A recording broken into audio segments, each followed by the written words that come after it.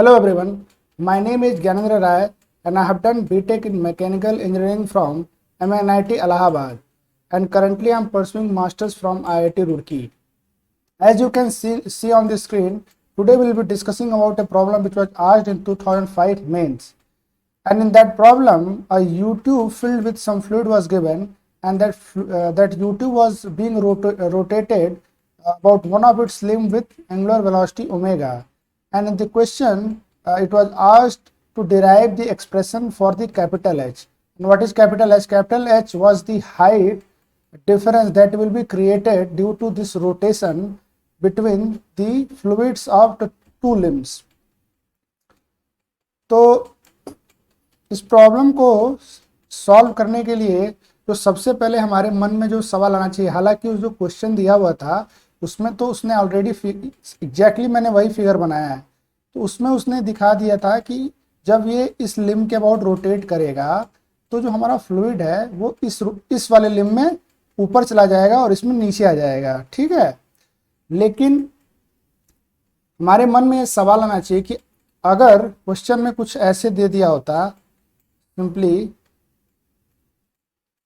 अगर मानो क्वेश्चन में कुछ इस तरह से हमारे पास एक यूट्यूब बना के दे दिया होता, ठीक है, मान लो ऐसे इसमें लिक्विड है यहाँ पे भरा होता, ठीक है, कोई भी फ्लूइड,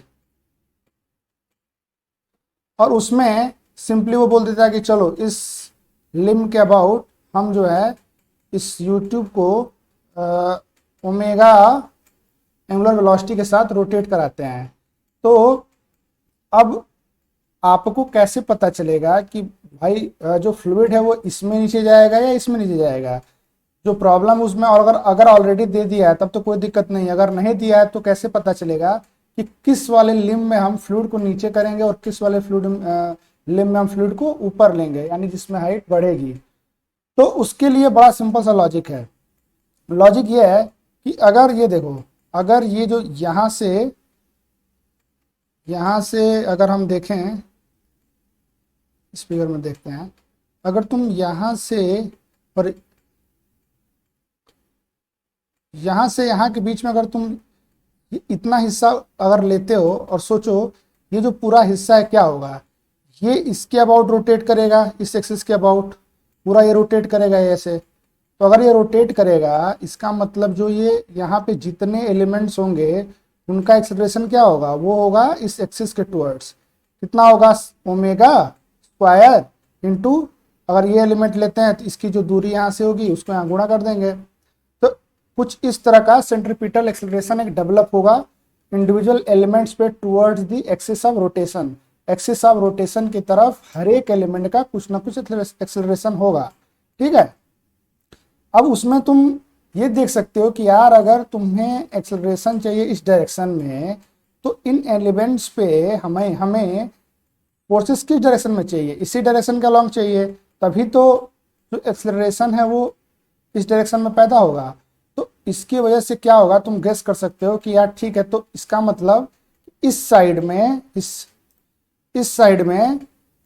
से प्रेशर ज़्यादा होना चाहिए, यानी मोटा मोटी ब्रॉडली हम ये गेस कर सकते हैं कि इस एरिया से ज़्यादा प्रेशर होना चाहिए। तो ये कब होगा? ये तब होगा जब इस वाले लिम्ब में हमारे पास फ्लूइड ज़्यादा होगा और इस वाले लिम्ब में फ्लूइड कम होगा। यहाँ फ्लूइड ज़्यादा होगा तो अगर तुम ऊपर से नीचे आओगे तो क्या होता है, प्रेशर बढ़ता है। तो यहाँ पे हमें इस जगह से प्रेशर क्या होगा, ज़्यादा मिलेगा। क्यों? क्योंकि अगर इसमें हाइट मान लो, इसमें सपोज करो कि हाइट यहाँ से यहाँ है, कुछ यहाँ से यहाँ है, और इस लिम्ब में हाइट कुछ चेंज होकर यहाँ से यहाँ हो जाती है। तो अगर इतना दूरी तुम यहाँ से यहाँ तक ट्रेवल करके आओगे इस पोजीशन पे, और यहाँ से यहाँ ट्रेवल करके आते हो इस पोजीशन पे, तो ऑब्वियसली यहाँ का प्रेशर यहाँ से ज़्यादा होगा। जब इस साइड का प्रेशर इस साइड से ज़्यादा होगा तो ये जो सारे एलिमेंट्स हैं इन पे नेट फोर्स किधर लगेगा, सेंटर की तरफ। तो एक्सेलरेशन किधर होगा, सेंटर की तरफ। तो हमें क्या है ना, इसको देख के हम गेस कर सकते हैं कि किस लिम्ब के अबाउट रोटेट, जो ट्यूब हमारा रोटेट कर रहा है, तो हमारा जो फ्लूइड का जो हाइट डिफरेंस है वो किस तरह का क्रिएट होगा, इसमें फ्लूइड ऊपर जाएगा या इसमें फ्लूइड ऊपर जाएगा। तो यहाँ से ये समझ में आया कि जिस लिम्ब के अबाउट हम रोटेट करेंगे उसमें नीचे जाएगा। देखो ग्रीन वाला हाइट नीचे है और ये ऊपर है क्योंकि इधर इस लिम्ब के अबाउट रोटेट हो रहा है, और यहाँ पे इस लिम्ब में ज़्यादा है क्योंकि इस लिम्ब के अबाउट रोटेट हो रहा है। तो कुल मिला के ये समझ सकते हैं हम ये देख के एनालिसिस करके कि जिस लिम्ब के अबाउट रोटेट करेंगे फ्लूइड उसमें डाउन होगा, और जो अपोजिट लिम्ब होगा उसमें हमारा फ्लूइड क्या होगा, ऊपर चला जाएगा। अब अब आते हैं अपने क्वेश्चन पे। तो इस क्वेश्चन को सॉल्व करने के लिए सबसे पहले हमें एक और चीज़ जानना होगा, वो क्या है कि अगर हमारे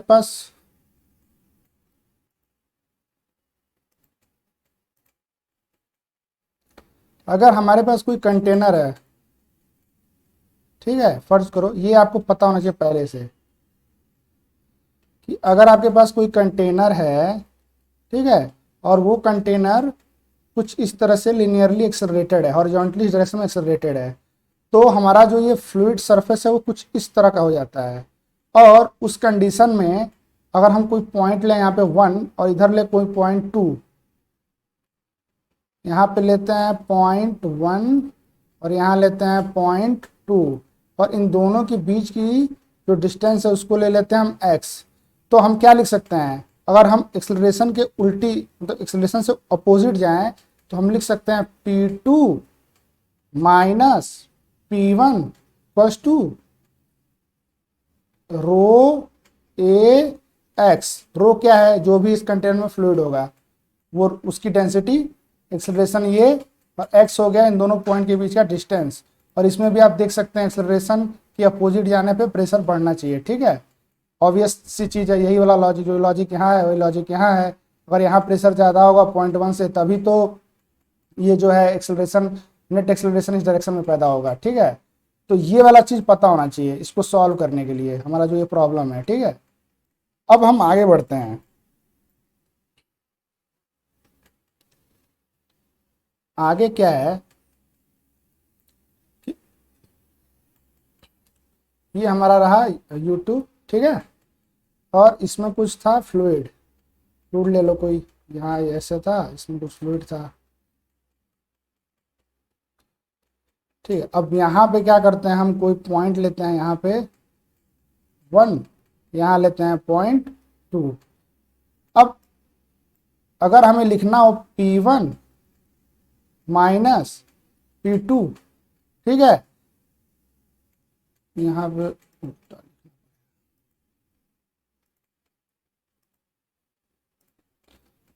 यहाँ लिखना पड़ेगा P2 माइनस P1। क्यों, क्योंकि हमारा जो लिम्ब है ना इस एक्सिस के अबाउट रोटेटेड है, इस एक्सिस के अबाउट, इसके अबाउट ऐसे रोटेटेड है, एक एक्सिस जो इस लिम्ब से पास कर रहा है, ठीक है। तो इसका मतलब इधर का प्रेशर ज़्यादा होगा। अब प्रॉब्लम यह है कि भाई रो हमें पता है, इन दोनों बीच का डिस्टेंस भी दिया, इन दोनों पॉइंट्स के बीच का डिस्टेंस कितना दिया है, L दिया है, लेकिन यहाँ जो एक्सेलरेशन A है वो हम क्या लें, क्योंकि जो हमारा ये जो था ना यहाँ पे इस प्रॉब्लम में, अगर या ये जो सिचुएशन है इसमें क्या है, लिनियरली ये ट्रांसलेट कर रहा है और ए एक्सेलरेशन से ट्रांसलेट कर रहा है, तो क्या होगा, इसमें जितने फ्लूइड एलिमेंट्स होंगे सबके कॉमन एक्सेलरेशन ए ही होंगे, ये एक्सेलरेशन सबका होगा। बट यहाँ पे क्या है, ये सारे एलिमेंट्स ना सर्कुलरली इस लिम्ब के अबाउट रोटेट कर रहे हैं, तो जिनकी डिस्टेंस जितनी दूर होगी ना इस एक्सिस से, उनका एक्सेलरेशन उतना ज़्यादा होगा। आपने पढ़ा होगा कि अगर कोई भी सर्कुलर मोशन में पार्टिकल रोटेट कर रहा है तो उसका जो एक्सिस से जो डिस्टेंस आर होता है ना, एक्सेलरेशन, सेंट्रीपिटल एक्सेलरेशन जो इसके अबाउट होती है टुवर्ड सेंटर, वो होती है omega square into R. R पे डिपेंड करती है, आर क्या है, distance of this particle that is circumscribing this circle from the centre of that circle. तो यहाँ पे ये सारे एलिमेंट्स एक सर्कल बनाएंगे और सबकी डिस्टेंस अलग अलग है, तो हमारी ए जो है वो अगर रेडियस पे डिपेंड करता है तो क्या होगा, ये सारे पॉइंट्स यहाँ से अलग अलग दूरी पे हैं तो एक्सेलरेशन तो अलग अलग आएगा। तो हम ये कौन सा ए लें, तो अब ये जो प्रॉब्लम है इस वजह से इसमें क्या हमें इंटीग्रेशन करना पड़ता है। तो उसके लिए हम क्या करेंगे, कुछ एलिमेंट्स लेंगे। हमारा ये रहा लिम्ब, जो हॉरिजॉन्टल वाला लिम्ब है, ठीक है, और ये रहा हमारा एक्सिस जिसके अबाउट सब रोटेट कर रहे हैं, ठीक है। इसको हम ले लेते हैं यहाँ से डिस्टेंस x पे, यहाँ पे डिस्टेंस x पे एक तुम ले लो dx एलिमेंट, ठीक है, dx एलिमेंट मतलब dx लेंथ का एक छोटा सा वाटर एलिमेंट यहाँ लेते हैं, ठीक है। और क्या होगा, हम इतना तो पता है कि इधर एक प्रेशर लग रहा होगा, इधर जो फ्लूइड्स होंगे इस पे प्रेशर लगाएंगे इस डायरेक्शन में, और जो फ्लूइड्स इधर होंगे वो इधर प्रेशर लगाएंगे। मान लेते हैं कि ये थोड़ा सा P प्लस डी प्रेशर लगाएंगे और ये P प्रेशर प्लस डी किस लिए, क्योंकि इस साइड वाला प्रेशर ज़्यादा होना चाहिए, तभी ये इस डायरेक्शन में एक्सेलरेटेड होगा, इस डायरेक्शन में, ठीक है। तो ये जो फ्लूइड एलिमेंट है वो एक्सिस से कितने डिस्टेंस पे, एक्स डिस्टेंस पे। तो अगर एक्सेलरेशन लिखना हो तो हमको क्या क्या चाहिए, फोर्स, अगर नेट फोर्स लिखना हो, नेट फोर्स कितना होगा, डायरेक्शन, नेट फोर्स का डायरेक्शन सेंटर की तरफ होगा, इस एक्सिस की तरफ, कितना होगा, P प्लस डी पी, ये मान लो हो गया प्रेशर। और यहाँ पे जो एरिया होगा, मान लो सर्कुलर एरिया मान लें या कोई भी एरिया कैप ए ले लें, तो कितना होगा, into A minus P into ए, ठीक है। ये वाला फोर्स जो है, ये वाला फोर्स इस प्रेशर की वजह से आएगा, और ये जो पूरा फोर्स है वो इधर से जो प्रेशर लग रहा है, ठीक है। तो ये कितना नेट फोर्स किधर आ जा रहा है, ये ज़्यादा है तो ये ज़्यादा है इस तरफ आएगा, मतलब टुवर्ड्स द सेंटर। और ये किसके बराबर होना चाहिए, मास इंटू एक्सेलरेशन। तो इस फ्लूइड एलिमेंट का मास कैसे निकालेंगे, एरिया ए है, ठीक है, और एलिमेंट का लेंथ कितना है, dx है। ये क्या है, वॉल्यूम। वॉल्यूम में अगर मास निकालना हो तो क्या करना होता है, रो से, जो फ्लूइड एलिमेंट है उसका रो जो है डेंसिटी, उससे आप क्या करिए, मल्टीप्लाई करिए, मास आ गया, ओमेगा स्क्वायर क्या होगा, सबके लिए कॉमन कॉमन है, ठीक है। और जो यहाँ से डिस्टेंस है, यहाँ से इस एक्सिस से, वो कितनी होगी, वो होगी स्मॉल एक्स। अब इसको थोड़ा सा सिंप्लीफाई करते हैं, इसको अब ओपन करके सॉल्व करेंगे तो कितना आएगा, P A plus D P A into A minus P into A equals to A D X rho omega square X. इसको आप सॉल्व करेंगे तो आपको क्या मिलेगा, तो मिलेगा डी पी इक्वल्स टू, ये कट जाएगा, ये कटेगा, ये कटेगा, ये इधर से जाएगा, ये बचेगा D P equals to rho omega square X into D X, ठीक है। अब हम क्या करते हैं, इसको करते हैं इंटीग्रेट। अब देखो हमारा क्या कंसर्न था, हमें निकालना है इन दोनों पॉइंट के बीच का प्रेशर डिफरेंस, 1 और 2 के बीच का। तो हम यहीं से इंटीग्रेट करते हैं, तो ले लो यहाँ पे 1 से 2 हमें जाना है, 1 से 2। तो 1 पे x क्या होगा, जब हम 1 पे होंगे तो 1 से ही x मेजर कर रहे हैं, ये 1 पॉइंट ही हमारा, ये वाला पॉइंट जो था ये हमने 1 ही लिया हुआ है, ठीक है, यहीं से हमने x लिया है। तो 1 पे x 0, ठीक है, यहाँ लिखो 0,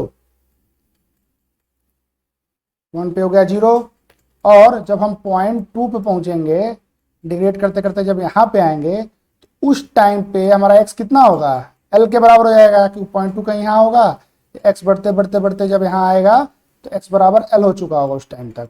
तो पॉइंट 2 के करस्पॉन्डिंग x कितना होगा, l, ठीक है।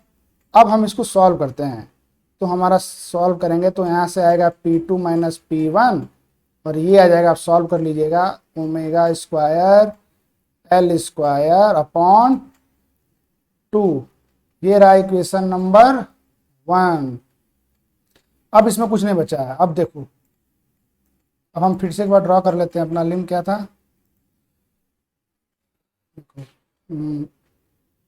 अपना जो प्रॉब्लम में यूट्यूब दिया हुआ था ऐसे, ठीक है, ऐसे कुछ दिया हुआ था।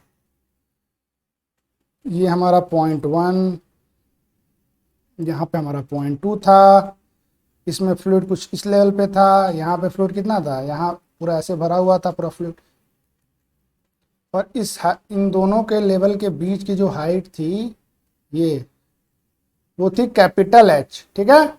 और हम मान लेते हैं कि यहाँ से यहाँ जो हाइट है वो है कितना, स्मॉल h।